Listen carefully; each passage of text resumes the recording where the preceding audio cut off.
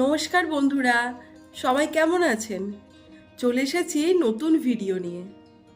আজকে সন্ধ্যাটা শুরু হয়েছে আলুর পকোড়া, শসা আর মুড়ি দিয়ে। আর আমার খুব ঠান্ডা লেগেছে, তাই সাথে আছে আদা এলাচ দিয়ে একদম কড়া করে দুধ চা। বাড়িতে একটু চিকেন আছে, তাই ভাবলাম আজ একটু চিলি চিকেন বানিয়ে ফেলি। কিন্তু ফ্রিজ খুলে দেখি ক্যাপসিকাম নেই, তাই আমি আর ও বেরোলাম একটু ক্যাপসিকাম কিনতে। বাড়ির থেকে আমাদের বাজার বেশি দূর নয়, এই মিনিট পাঁচেকের হাঁটা রাস্তা। এই দেখুন কি সুন্দর দেখতে লাগছে, তাই না? এটা আমাদের স্টেশন, মানে কৃষ্ণনগর স্টেশনের বাইরে। যেতে যেতেই আগেই চোখটা চলে গেল ফুচকার দিকে। ফুচকা খাবো না। রাতের বাজার কি সুন্দর দেখতে লাগে, তাই না? আমার তো খুব ভালো লাগে। রং বেরঙের কত সবজি, কত নানান রকম মাছ। এই যে এদিকে ক্যাপসিকামটা কেনা হয়ে গেছে, আর আমার তর্স হয়েছে না। চলুন ফুচকাটা একটু খেয়ে আসি।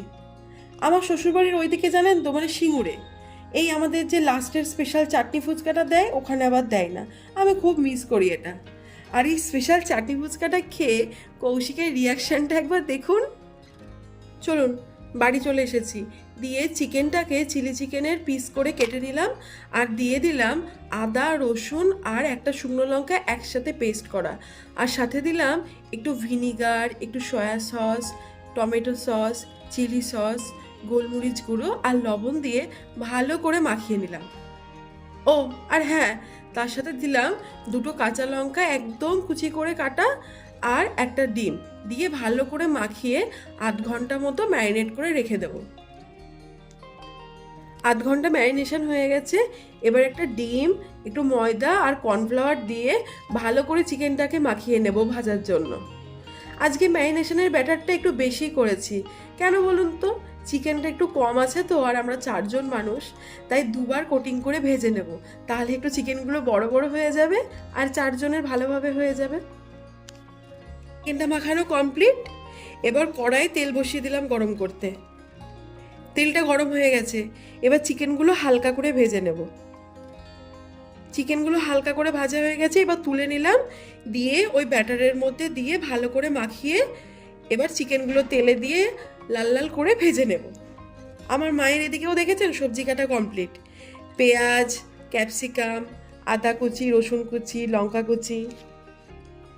চিকেনটা ততক্ষণ ভাজা হতে থাক।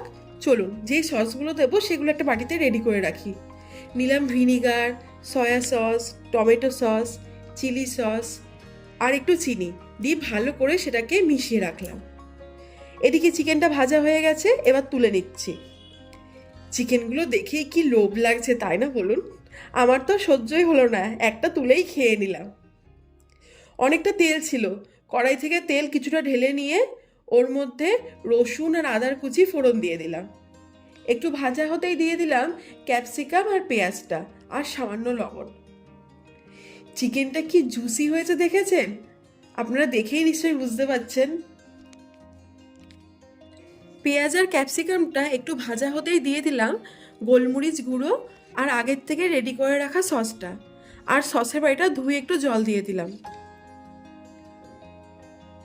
2 মিনিট একটু নেড়ে চেড়ে এবার জল দিয়ে দিলাম, আর দিলাম সাথে চিকেনগুলো। চলুন চিকেনটা ফুটতে থাকুক। এবার একটা বাটিতে একটু জলের মধ্যে কর্নফ্লাওয়ারটা গুলে নিই। চিকেনটা ফুটছে, ওপর থেকে ছড়িয়ে দিলাম কাঁচা লঙ্কা কুচি আর কর্নফ্লাওয়ার গোলা জলটা। ব্যাস, আর কি, একটু কিছুক্ষণ নেড়ে চেড়েই রেডি হয়ে গেল আমাদের চিলি চিকেন। চলুন, এদিকে দাদাও চলে এসেছে কাজ থেকে, আর আমার খাবারগুলোও সব রেডি করা হয়ে গেছে। তাহলে এবার সব খেয়ে নিই। ভিডিওটি কেমন লাগলো অবশ্যই কিন্তু কমেন্টে জানাবেন। টাটা, আবার দেখা হবে পরের ভিডিওতে।